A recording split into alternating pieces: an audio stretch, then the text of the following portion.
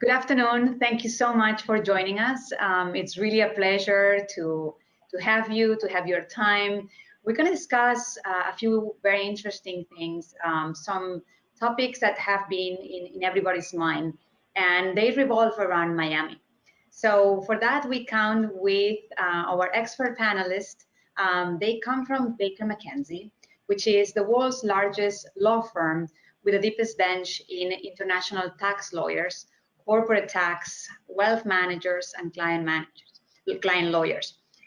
They have presence in Miami, they have presence in New York, and we have been working with them for several years. A lot of the times it involved transactions with international lawyers, but it seems like in the last couple of years, the reason why we've been working together is more in regards of domestic buyers. By the way, my name is Carmen Casadella, and I work with Fortune International. Fortune is the leading firm in new construction projects in Miami. We actually are a vertically integrated company. We not only have third-party developers that we assist with the sales and marketing, but we also have our own general real estate company as well as we develop projects ourselves.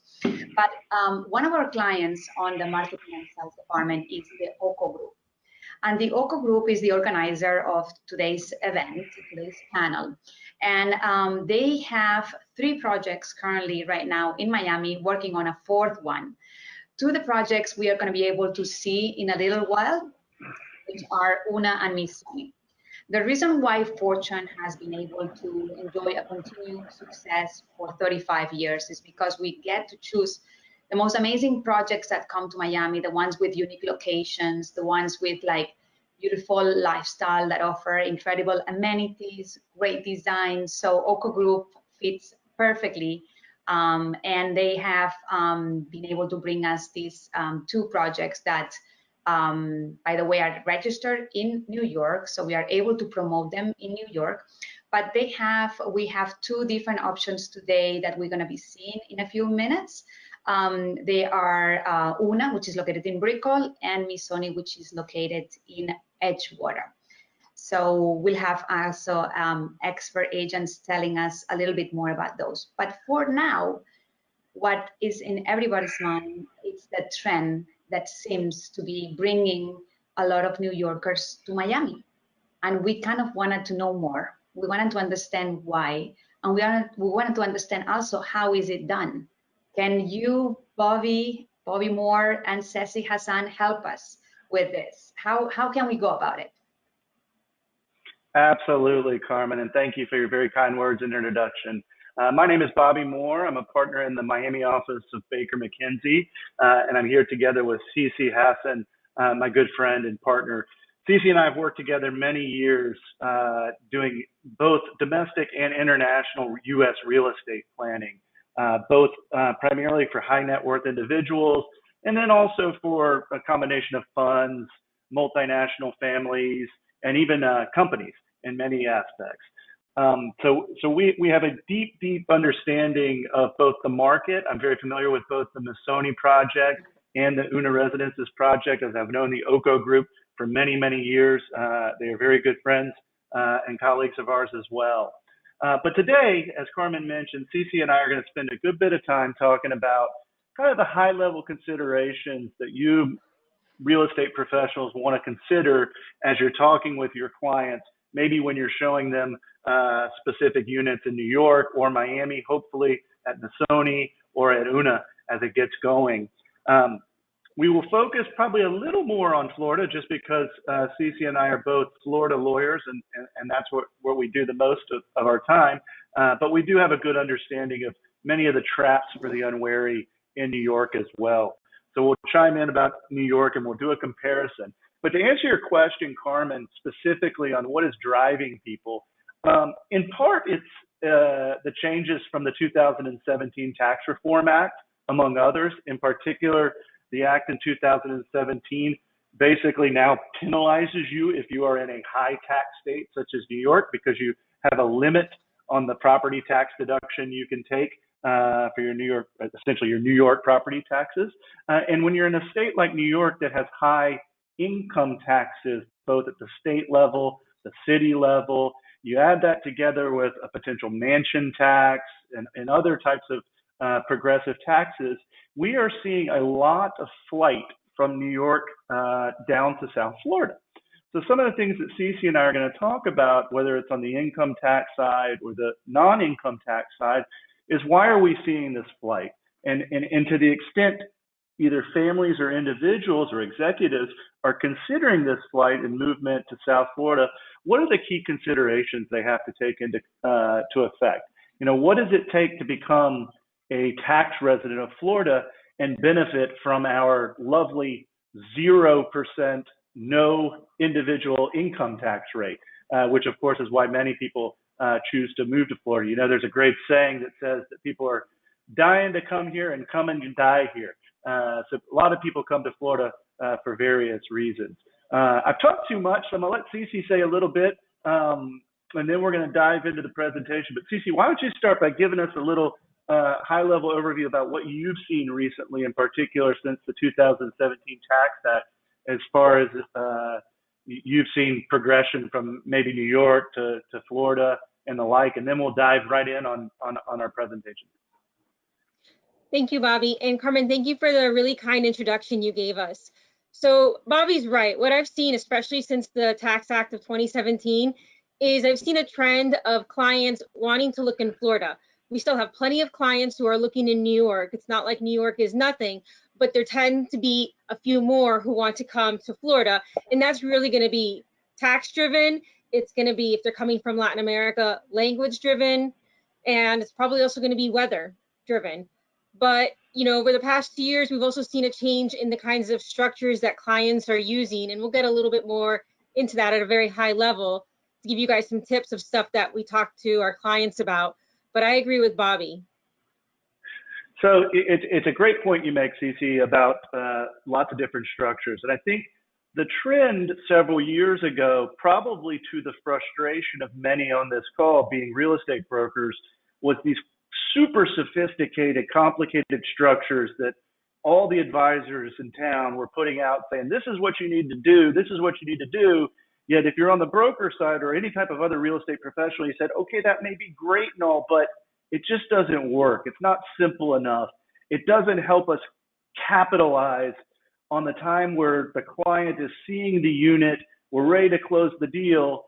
Me, broker, I'm not going to say to my client at that point in time, hey, you need to think about the sophisticated tax plan. You need to do it before we sign this deal.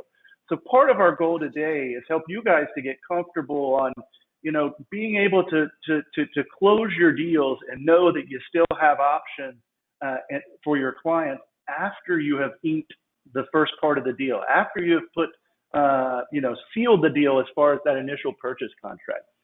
But before going too far, there's some of the things we want to talk about is, you know, what are the different buckets of things that your clients need to consider? They primarily fall into 4 buckets. One is U.S. income tax, which includes state and local tax, so the difference between New York and Florida. A second bucket is home country tax treatment. How is the individual taxed, perhaps, or, you know, beyond just tax in their home jurisdiction? Apart from that, there are certain non-tax goals that Ceci will elaborate on, and then also tell us a hair about U.S. estate tax, because that is a major, major thing for both U.S. people and for non-U.S. people. Ceci? Okay, so I'll start with the U.S. estate tax. The U.S., if a foreign person owns U.S. real estate, New York or Florida, directly in their own name, they could have an exposure up to 40% of the value of the property. The U.S. is very kind in that we allow them to exclude the first $60,000, but these lovely condos that you guys are selling, I'm sure, go for well in excess of that. So basically, the clients are looking at about a 40% tax hit at the high side for owning the property in their own individual name. That's what Bobby mentions about the structuring. Bobby, do you want me to go to the non-tax goals, or do you want to go to the income tax? No, contrast that really quickly with if you're U.S. domiciliaries or U.S. estate tax residents, because many people on the call may be familiar with, you know, the $11+ million of exemption for you and I as U.S. citizens. So we buy a $5-10 million condo. Maybe we have to worry about it. Maybe we don't. but that's very different than the non-US side, which does not get that nice, huge exemption amount, right? Right. Yeah, no, Bobby, you're right. Foreigners get 60,000 and us Americans, we get 11.6 million roughly. And if you're married, double that. You can share it with your husband, provided you guys are both US citizens. So you're looking at about 22, 23 million that could be excluded from the estate tax if you guys are American and citizens. But on the foreign side, $60,000. Huge difference. So that's very important, Ceci, and it's important because one of the things that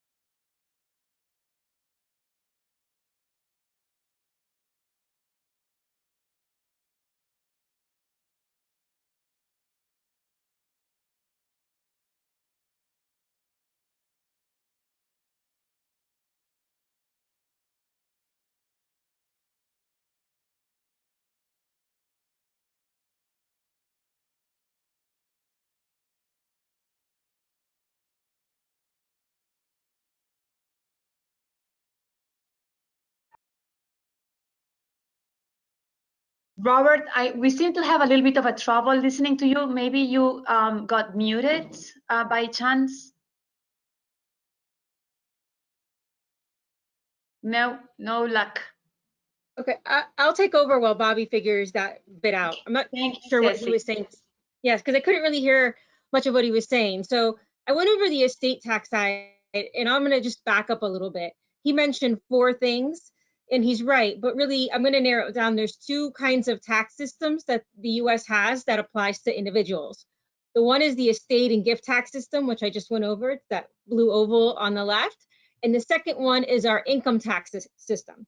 So when we have a client, we're going to do planning for them, especially when they're purchasing real estate and they're American or not American. Those are the 2 types of tax systems that we're planning for. Our primary consideration, we're always going to want to protect for the estate tax first, typically because that's an easy thing that we can do. On the second side, we're going to go to the income tax and what we can do there. So our maximum income tax rate for individuals right now is 37%. If the property is invested, then there's a possibility to get a 20% discount on that 37% tax rate, bringing it possibly down to 29 point something percent. I always forget, I haven't done the math. For capital gains, we've got 20%. State taxes, we made a beautiful little chart later on that will show you comparing the state taxes that Florida has compared to the state taxes that New York has. So in Florida, for all of you that live here, you know we have no personal income taxes. Very nice to live here. We don't have to pay taxes. Our poor counterparts in New York, they've got state taxes and city taxes on their personal income. In this other one for income tax, it's mentioned using debt. We'll use debt. This is a little bit more complicated of a structure when people are buying hundreds of millions of dollars worth of real estate. It has to make sense. Basically using interest to strip out any sort of income. And that's going to be on the type of property where people are doing a lot of investments. And then, can you go back 1 slide? Okay, and then there's different kinds of deferrals and excursions, etc. I'm sure you guys have all heard of like-kind exchanges or 1031 exchanges, exclusions. We've got this new opportunity zone property that was included in the 27 Tax Act. And then we've got FIRPTA, which applies to foreign investors in real property tax in the US. So basically a foreign investor or a foreign company, we've got to watch out for FIRPTA. I'm sure you guys have all seen it on your standard real estate forms. There's always that, paragraph that talks about FIRPTA, and then do you need to do withholding? How is that going to impact? When we get foreign investors, home country tax treatment is super important because we don't want to put our clients into a situation that makes it worse for them in their home country. Done all this great work for them in the US, and now they're, they need to report, they need to pay high taxes in their home country. That just doesn't make sense. So, we'll look at different things. We'll look, is there a tax treaty we can take advantage of? Is there a tax credit that they can take advantage of in their home country? And this depends, all of this, on what and how they're holding the real estate. And then our non-tax goals are you know, when people are structuring, is what are they going to use it for? You know, a lot of your clients are buying these beautiful apartments and condos on the beach. They want to use it for personal use for their family. So we got to make sure that we're doing something that meets their goals of what they want to do. Probably also want privacy in how we're structuring it. They don't want everybody in the world to know that they own this. We want to make it simple. One thing that we have learned, if it doesn't work day to day for the client, if it's too complicated to administer, it's just not going to work. So we got to keep it simple and practical so everybody works. Financing, are they going to mortgage or not? And then the last one is succession planning. What do they want to happen to their real estate after they pass away? Do they want to have a will or a trust? And there's so many factors that go into this. So next slide, please. Okay, so this is what Bobby was going to before. In Miami, we see a lot of American buyers and we see a lot of foreign buyers. In my practice, I tend to see a lot more foreign buyers wanting to buy these beautiful apartments on the beach. So really quickly, what makes somebody US or foreign for our tax system? It's not black and white like you would think. I'm going to start with income tax because that one is black and white. If you're a citizen or you have a green card, you're a US tax resident, or you're somebody who spends a certain number of days in the US every single year. They call that the day count test or the substantial presence test. If you meet this test, you're considered a US person for income tax purposes. This means that you have to pay tax on your worldwide global income, report all your taxes just as if you were a full American, reporting all your assets, paying taxes, etc. And that's just for our income tax system, like dividends and rents and salaries. On the US estate tax resident side, you're considered a US person if you are a US citizen, or if you are a US domiciliary. You'll see that missing is green card. Just because you have a green card does not mean you are going to be a US estate tax resident. A domiciliary is not a black and white test, it's gray. You've got to be physically present in the US and you have the intent to remain in the US indefinitely or permanently. This question comes up a lot with Venezuelans and lately with Brazilians. They're here in the US, they don't want to live in their home country because of the political and economic turmoil that's happening. So the question is, do they have this intent to stay here? Can you hear me again? Taxes, we can hear you, Bobby. Okay, good. What a nightmare. I'll finish. Keep going, Ceci. We've done this 1,000 times. Yeah. So then we have a 40% tax rate. Like I'm an American, if I pass away, 40% taxes on everything in excess of 11.6 million. Non-US persons, they only get $60,000. But maybe being a US person for estate tax isn't so bad. I'm going to just point it out because even if you're here on an F visa or an E2 visa, an investor visa, and you buy an apartment for $5 million and you pass away, maybe you would want to make an argument that you are a US estate tax person because then you don't have to pay the 40% tax. And that's it. Go ahead to the next slide. Okay, and this is like estate tax protection, like I mentioned with the very first slide, that the first thing that we typically do is we want to make sure that the investment is protected from estate tax. More so for foreign persons than from US persons, but definitely with everybody equally. And this right here goes over the estate tax protection for foreign persons. And we have the first one, the absolute best protection is if it's in a non-US corporation or if it's in an irrevocable excludable trust. Excludable means it's not subject to estate tax. And then in the middle here are our partnership structures. These are the flow-through structures. Not in this one are LLCs that only have one owner. Yes, in this one are LLCs that have two owners. And that's an important distinction because some people may say an LLC is an LLC. What's the difference? There's a difference for us because if it has two owners, we look at it as a partnership. If it has one owner, we treat it like it doesn't even exist for tax purposes.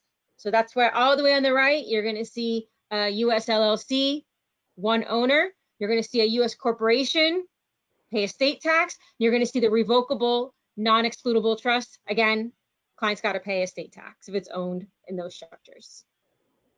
Sure. Next so let's slide, go on to please. the next slide, and I'll pick up on the income tax side.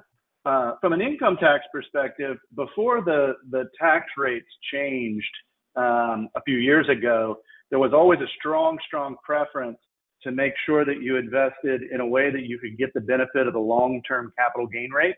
The long-term capital gain rate is 20%. So you buy a condo, you hold it in your own name or through a flow-through type structure or some type of trust that gets the benefit of that.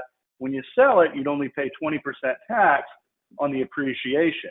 Whereas historically, if you had invested through a corporation prior to the change in the tax rate, the corporate tax rate was 35%. So it was a lot higher.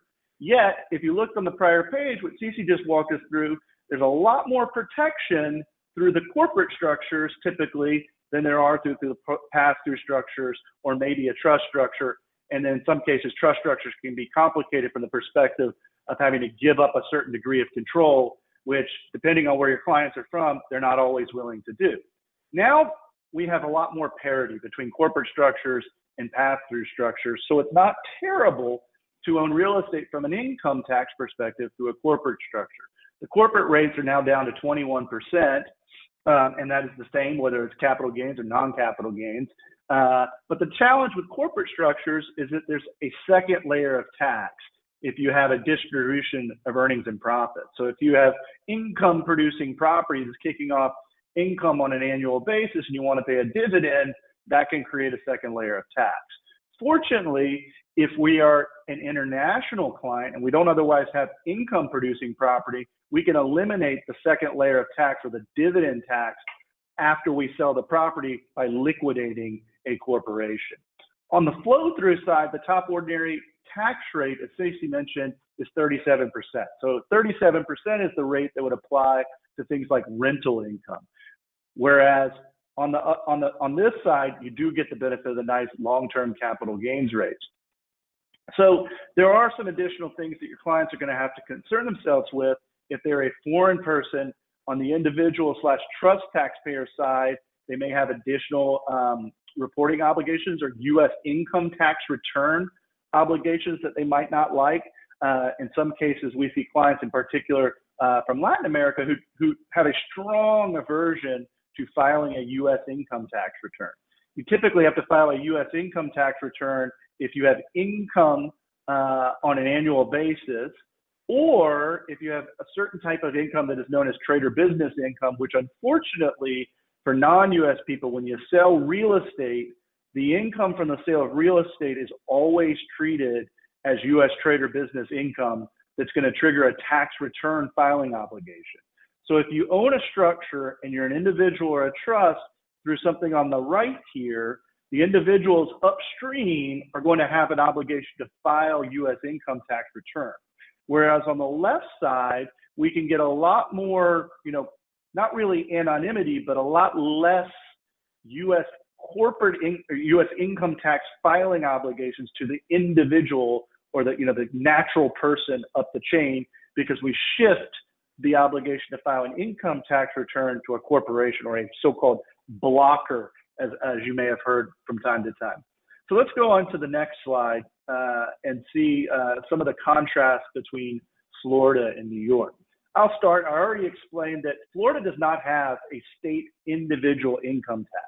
What that means is Ceci, myself, we're Florida's tax residents, so none of our income, to the extent it is earned in Florida, is subject to income tax. You take one of us and you put us in New York, we do the exact same job. What do you know? We're subject to both New York state tax, New York City tax, and who knows what else, it seems like these days. So from that perspective alone, that drives the choice of high income earners, people that are actually executives at companies in some cases that are earning salary or income on an annual basis to a state like Florida. It's why we have an enormous number of professional athletes, for example, that live in the state of Florida as opposed to New York, notwithstanding where they might play their sport throughout the year. Many of them choose to establish residency in the state of Florida because if they're able to qualify as state income tax residents, much less of their overall income typically is subject to income tax. That usually is a very good thing for real estate because they're looking for condos to buy to have temporary, off-season residences and things like that. The same is true with many corporate executives. From a corporate income tax perspective, Florida has a corporate income tax. So regardless of whether you've got a Florida corporation, a Delaware corporation, Nevada corporation, if you're earning income that is real estate in the state of Florida, it's going to be subject to corporate income tax in the state of Florida. Same thing in New York. The rates are a little bit higher in New York, but not enormously so from a state tax perspective. Of course, in New York, you also have city tax, and that's what drives the overall rate up. Ceci, can you talk a little bit about the other taxes, in particular, one of the right side over here on New York, which is probably going to drive more and more people down south once they hear about it? Yeah, sure. So the taxes for, that you guys are primarily going to be dealing with are going to be these transfer taxes. In Florida, we've got our documentary stamp tax, and I put down the percentages there. In Miami-Dade County, it's 0.6%. Everywhere else, it's 0.7%. Now in New York, you've got a New York City transfer tax, then you've got a New York State transfer tax, and you've got the New York State mansion tax. Those are 3 different types of transfer tax that apply when there's a purchase of real estate in New York. I also included down here the co-op flip tax. I don't think this is going to apply to you guys, but this is basically, it's not really a tax, it's just an extra fee that co-ops in New York are imposing whenever a property is transferred to a new owner. But those are basically the ones that you guys are going to come across. Above is the property taxes that we pay. Florida and Miami-Dade County, it's a little bit higher than 0.98%, but that's the average around Florida. New York's property taxes are a little bit less at 0.8%. Importantly, in Florida, we don't have an estate tax. New York, they have an estate tax.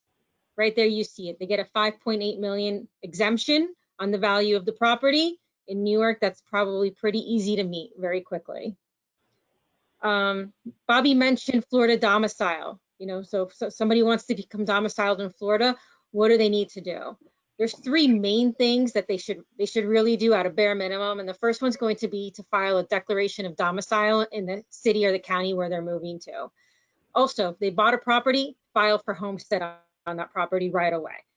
And the third thing is to register to vote in Florida. Those 3 things at a minimum. Other things we tell clients to do: get a new driver's license in Florida, register your vehicles in Florida, and to the extent possible, spend more than 6 months of the year in Florida. And then you can be subject to our income tax, which is nothing compared to what's going on in New York. That does come up quite a bit. And then let's go on to the next slide. We just have a few minutes left, and this is, I think, probably the most critical side to our audience here today. As I've mentioned a couple of times throughout this presentation, oftentimes you guys are in front of clients, right at that emotional moment where they want to buy this beautiful unit. And the last thing on your mind is, what kind of tax planning they're going to do, what complicated structure, all the home country aspects, all the costs associated with it. You just want to capture that emotional moment and get them to say yes to buying the property. That's in conflict a little bit with some of the things we've talked about in terms of planning for estate tax, maybe income tax, and then even this Foreign Investment and Real Property Tax Act, to the extent you've got a foreign buyer in particular, because even a purchase contract, when you move it around, is treated as moving around a U.S. real property interest, which can trigger FIRPTA, or this Foreign Investment and Real Property Tax Act. So on this slide, what we try and convey is it's okay to capture that emotional moment. Get the client to sign the contract. If that's what it's going to take right then and there, it's okay to have them sign in their individual name. We can work with it on the tax side. There are options available to move things around. We have a strategy for closing. For example, if this is an international client and we know that we're going to want to not have them hold the real estate in their individual name, at closing, more often than not, we're able to simultaneously with closing put the property in the name of an LLC, which we can then move around. Whereas if we attempt to move the purchase contract into an LLC, we might run up against challenges, in particular with developers that don't let you transfer purchase contracts, during the pre-construction phase or even after that in some cases. That's okay. Things can be handled at closing. In certain very limited situations, for example, if you have a client that has bought condos before, a non-US client predominantly, they may already have a structure, or they could quickly go and form or pull an off-the-shelf limited liability company for purposes of even putting the purchase contract in the name of an LLC. And so that's why we have described that as best, as the ideal thing would be to sign the purchase contract in the name of an entity. But don't let it, freak you out too much, because we can work with it. If they sign in the name of their individual name, because we can restructure later. So again, focus on your job. Don't worry about the tax side. We're here to help move things around. Mortgaging the property, in particular with non-U.S. people and relationships. Bobby, I want to add something for the signing of the real estate purchase contract. What Bobby mentioned is great for the foreign buyers and for the U.S. buyers who are looking to do something more of an investment. But anybody who is purchasing this because they are a resident in Florida or they want to establish residency in Florida, recommend they should keep this in their own individual name. Why? So that they can get the homestead. They can't get the homestead if it's in the name of a company. So this right here is great for the foreign buyers or the investors, people wanting to establish residency, no company. Put it in your own individual name. You change your mind, you don't want to use it a homestead, we can figure it out later. And if your international client who has heard about the $60,000 exemption freaks out about that a little bit and they're trying to get homestead, you can tell them there's other options. For example, getting life insurance to provide liquidity on death to pay for the estate tax side. So it's not an all or nothing proposition. As we go down through the rest of this, the main point I want to make about mortgaging the property is it's pretty dependent on banks and what you're going to be able to do. We've seen pretty wide range of, whether you can restructure, move things around or not. And then it's a little bit dependent on the type of the mortgage, which I won't get into. Lastly, if the client is interested in putting something in a structure and then actually physically living in the property themselves, you're going to want to consider, or they're going to want to consider lease payments, to provide fair value. And it's going to depend on, what is exactly the structure. We don't have to get into all that now, but it's something that is probably going to be on the horizon. Lastly, I'm going to skip the last slide and just tell you kind of the setup of our presentation here and how it might be useful to you. We've included a bunch of slides at the end that are actually on structures. So we've not taken up the time here to talk about the different types of complicated structures. I think we've listed 8 of them or 6 or 8 of them at the back in the appendix here. And you can, look through those at your leisure and know that we are able to structure all kinds of clients into different ones of these, whether they're an international client or a domestic client. No one size fits all. There are lots of different things going back all the way to the first slide about what drives the right type of structure for any particular client. And it ranges from the type of property, whether it's going to be income producing, what are their goals around holding it, whether it's setting up residency, homestead, any number of things. So it's not as simple as to say one size fits all, but there is a good solution for each and every individual client. I'm gonna let Ceci close us. I know the great team from Oka and Fortune want to share some details about Missoni and Una, so we don't want to take up their time, but Ceci, why don't you wrap us up here? No, thank you, everybody. If you have any questions, on the next slide is our information. We do this all the time. We're happy to answer any questions you may have for you or your clients. Feel free to reach out to us. And thank you guys so much for having us present to you guys. Go ahead, Carmen. Thank you. Thank you. And thank you, Bobby. Don't go too far, because we're going to have a little Q&A in a few minutes right after the presentations of Una and Missoni. So basically, we're going to start, I believe, with Missoni. Missoni is a beautiful project. It's actually right here, and it's been built. It's already, I believe, 7th, 8th floor, should be delivered next year. But we have Adrian, which is going to tell us a little bit more about this project. So before I go and leave you with Adrian, I want to make sure that you know that you can write any questions that you may have for Bobby or for Ceci, and they will be answering just in a few short minutes. Thank you so much. Perfect. Thank you, Carmen. I appreciate that. I'm going to go ahead and share my screen. I don't have too much time. From what I'm told, I have about a little more than 5 minutes, I believe. So I'm gonna go ahead and share my screen now, which you should be able to see. Pull it up. Okay, perfect. As some of you may know, Missoni Baia, we're very excited about it. My name is Adrian Gonzalez. I'm one of the in-house representatives of this beautiful project. It's one of the most highly anticipated projects in all of Miami. It is a branded building. Missoni is the iconic fashion brand, and we're very excited to have them building their first ever residences here in Miami and in Edgewater. The project is currently under construction. So like Carmen was mentioning, I believe we're up on the 8th or between the 8th and the 10th floor right now, which is fantastic. And the completion date for this project is estimated for the end of next year, which is great. We are seeing a lot of interest from the Northeast. We had been seeing interest from the Northeast prior to COVID, but even more so now, ironically, because we do have a lot of clients from New York looking to make their move to Miami even sooner rather than later. Now this project, it is an ultra luxury development. It is going to be rising 57 stories. There is only 249 units, so it's very exclusive, which is great. And maximum amount of units per floor that you have here is 6 units per floor. Okay, we have from 1 bedrooms ranging all the way up to 5-bedroom residences. Now, the developer for this project is OCO Group, headed by Mr. Vladislav Doronyan. He is one of the largest and most well-respected developers in the world, having developed over 75 million square feet of new developments and over 71 projects. And he's also the owner and chairman of the very exclusive Aman Resort brand. So if you're familiar with the Aman, you can just imagine the attention to detail that, that Vlad puts into all of his projects. These are some of the amazing developments that he's done. He loves to work with absolutely famous architects such as Adrian Gill Smith, Zaha Hadid, and he's actually working with now Hani Rashid, who is the gentleman.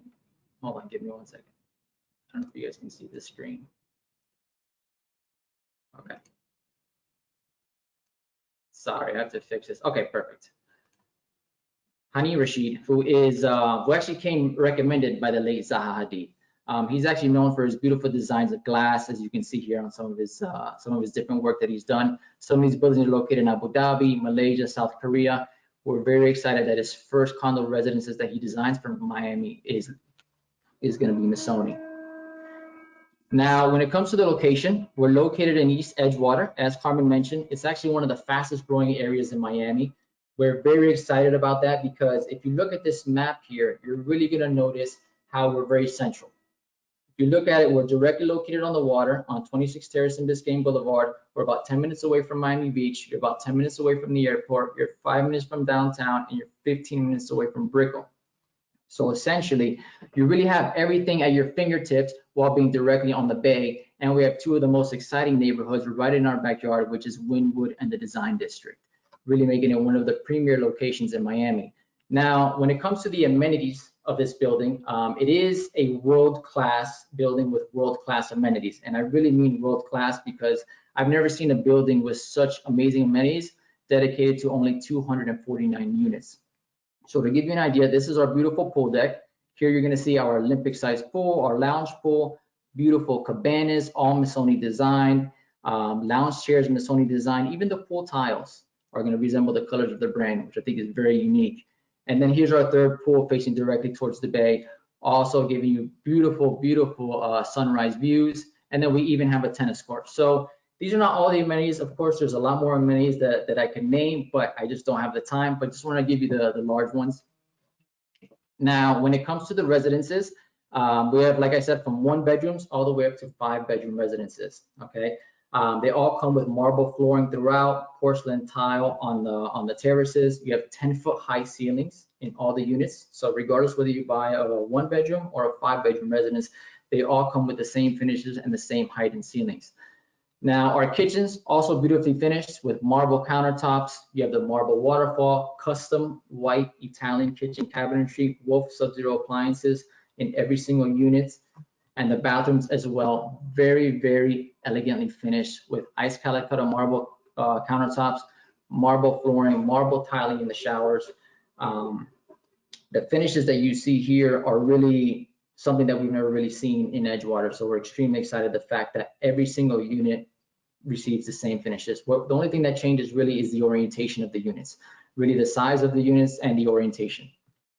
Now, also one thing that I like to point out also is our terraces of the units facing directly towards the bay are all very large. So we have very large terraces that are really designed to be an extension of your living room. They're really outdoor space, really bringing that space back into being much more usable, much more user-friendly, especially because the terrace above you will provide very nice coverage and very nice shade.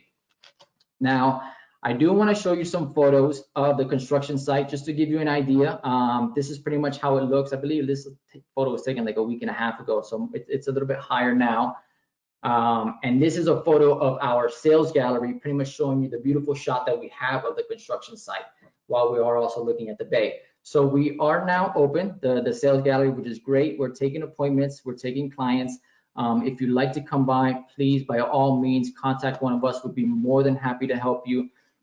Like I said, we have units ranging from 1 bedrooms up to 5-bedroom residences with their prices starting in the $600,000 range. And yeah, that's about it.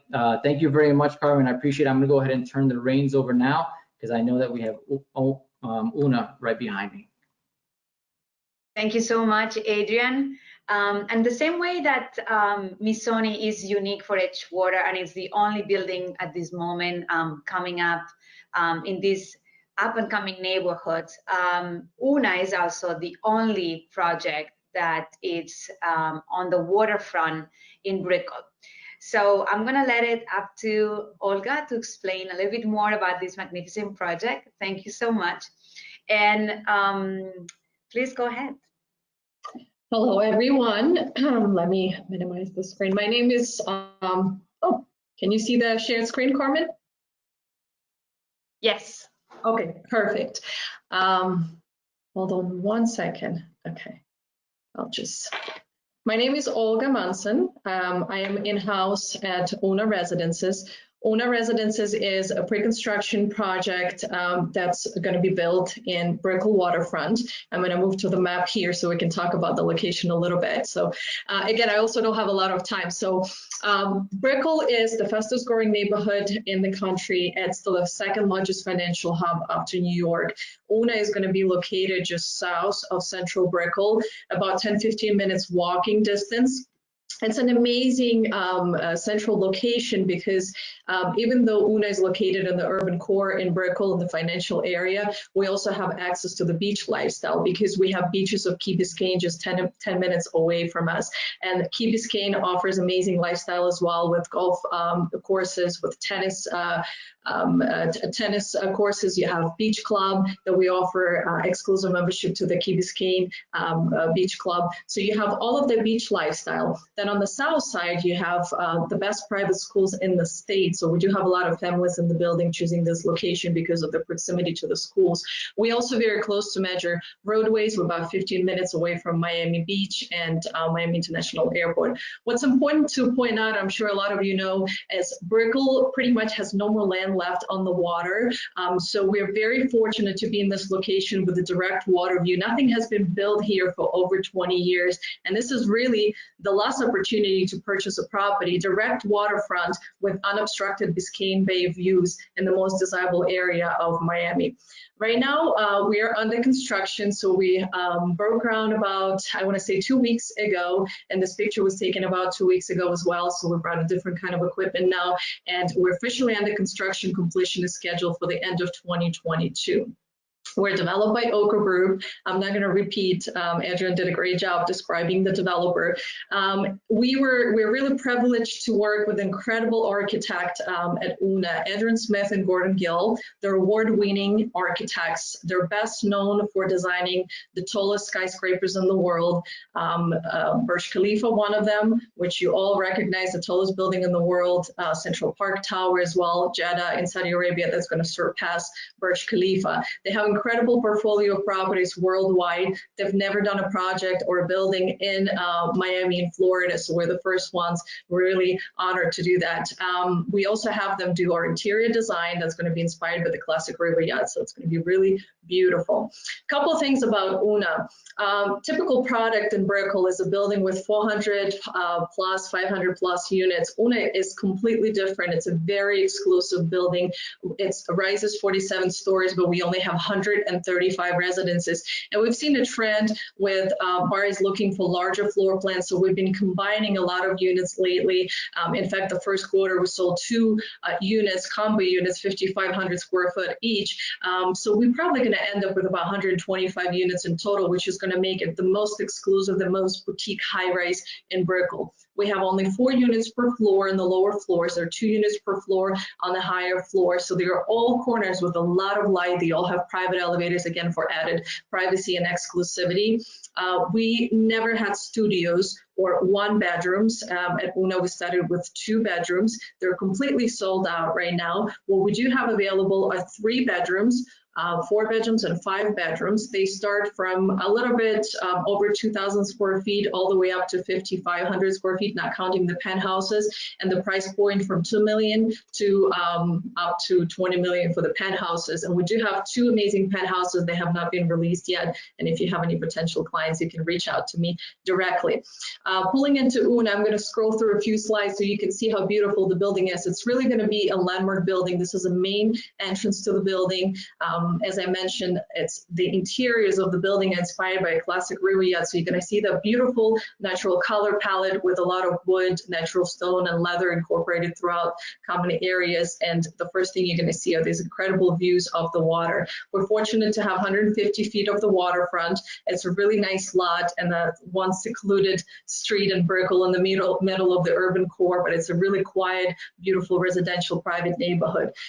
What we have that other buildings don't have is a marina. So the marina actually has been grandfathered in. It's extremely difficult to get a marina in the new building in Brickell. So we have it approved. So far we have 16 boat slips. They're going to be available for sale. We will have a pickup and drop off location as well, which is very important for those of you boat lovers, and especially during this time. So it's great to have that access to the water. Una will have an area of luxury amenities. I'm not going to get into too much detail, but I want to mention we'll have 3 pools in the building with only 135 residences. So plenty of spaces to enjoy. You have a bayfront pool, you have a sunset pool, which is a lap pool and a family pool. There's a designated area for children. You have that little splash pad. There's area for kids inside. Beautiful club room. We also have a dining space with a catering kitchen. We have a movie theater. So many spaces to enjoy. And once you go up, you have the next level, which is our health and wellness floor. And as Adrian mentioned, Aman is going to be curating the spot, Missoni at Una as well. So it's going to be really beautiful, up to the standards of the Aman. Now, when it comes to the units, our units all have the features of typical penthouse units. Actually, we have very high ceilings. They're 10.8, almost 11 foot in every residence. We have also a few units left with a higher ceiling, which is 13-foot ceilings. They are decorated already. We'll find that our buyers prefer to finish their units themselves. So there's no flooring included or closet. They all have ceiling to floor glass and beautiful views. The way the building is shaped, it allows for gorgeous views all around. There's some pictures of our former sales gallery. We actually opening our new sales gallery on June 1st, and it's going to be in Brickell. And for those of you who are local, feel free to reach out to me after, so you can make an appointment to see. When it comes to the balconies, they're also very special. They're very deep. They're 10 feet deep, which is normally in Brickell you have about 5-foot deep terraces. So they're really become an extension of your living room space. Really nice space. Bedrooms all have access to the outdoor, gorgeous marble bathrooms.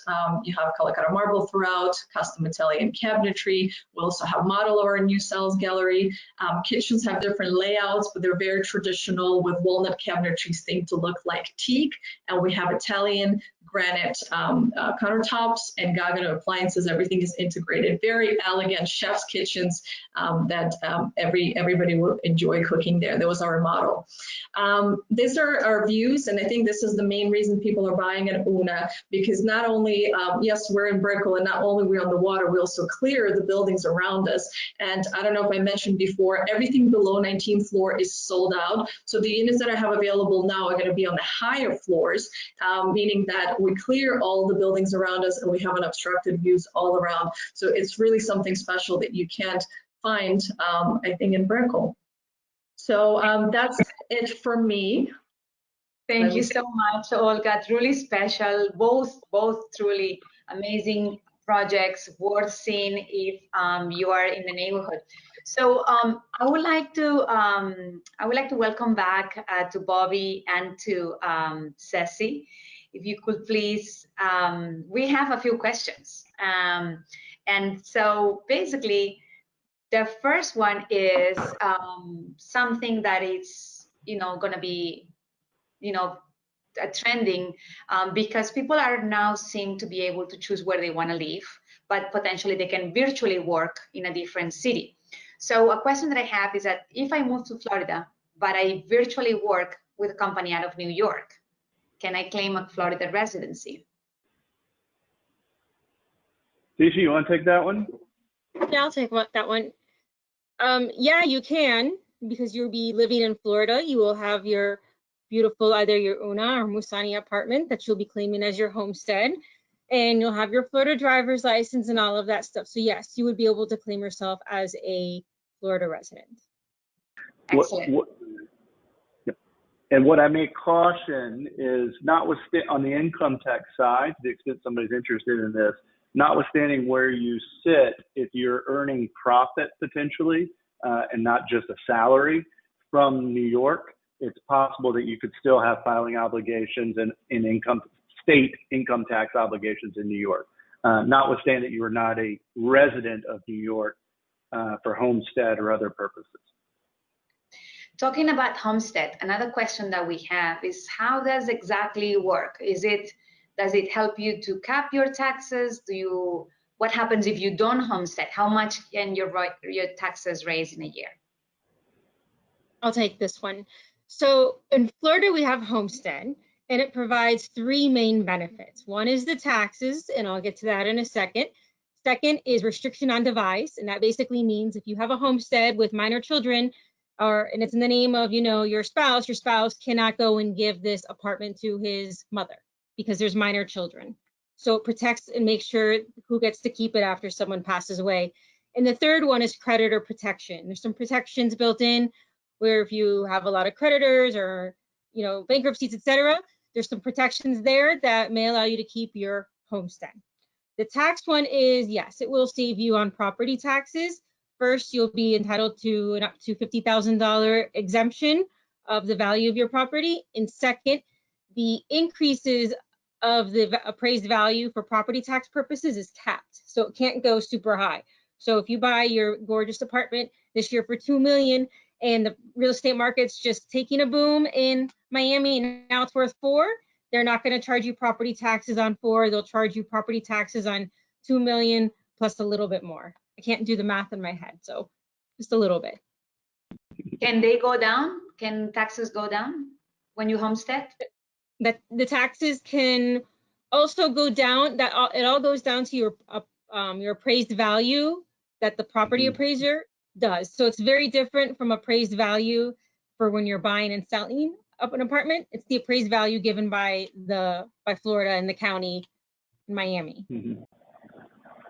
So we did see it go down actually in 2007, 2008, 2009. Property taxes trended down for a few years, and now they're right back up. I have a very specific question. Is it permitted to deduct depreciation as expenses in a federal income taxes when the property is an income-producing property and the owner is a foreign national?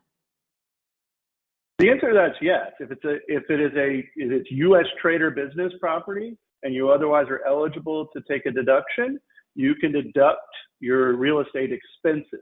The challenge, and sometimes where this is important for non-U.S. people, is on FIRPTA and whether or not just FIRPTA, but whether you get the benefit of the depreciation.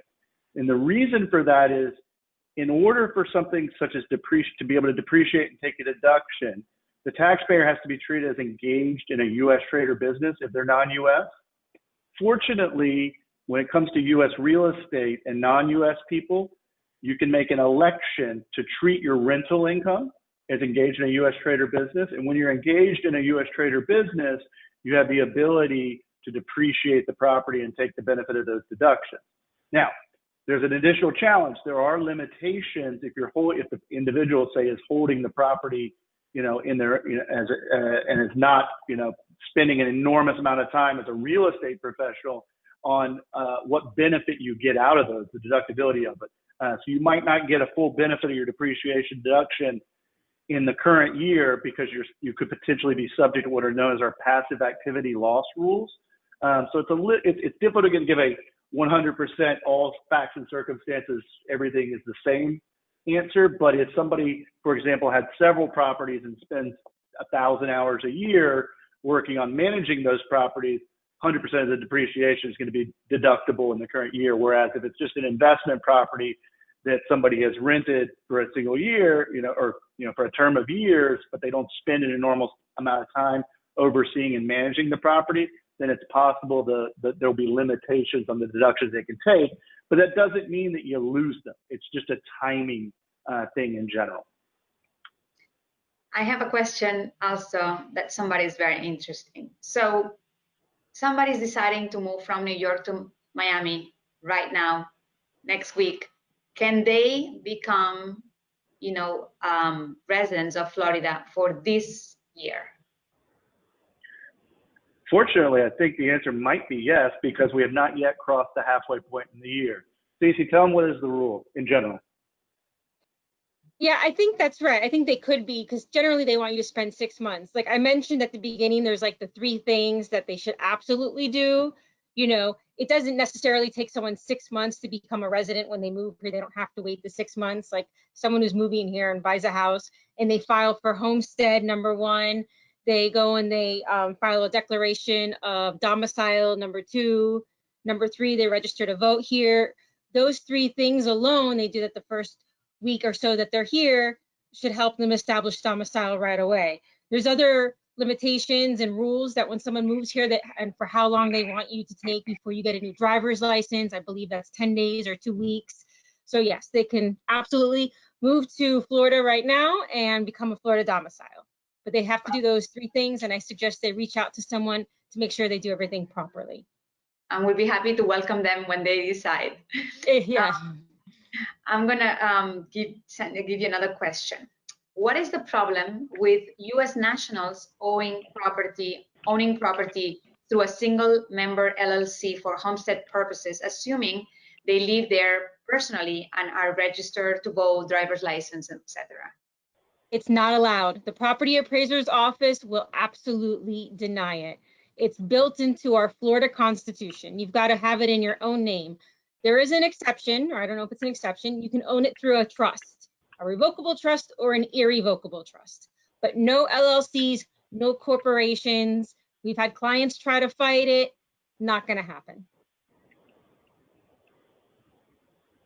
Okay, so I think that it's all for now. I don't know that if you guys, we've tried to make it on time. So I don't know if you guys want to add something else. I really appreciate your time and you coming. It's been a pleasure. We have been able to work, in many different deals. So we look forward to working many more. And I think that both Bobby and Ceci can help us tremendously to accomplish a lot of new sales. Sounds good. Happy to help you guys. Although I don't think it'll be too hard to sell those 2 gorgeous buildings. I can't decide which one I would choose. Thank you. Thank you so much. Thank you. Thank you, everybody.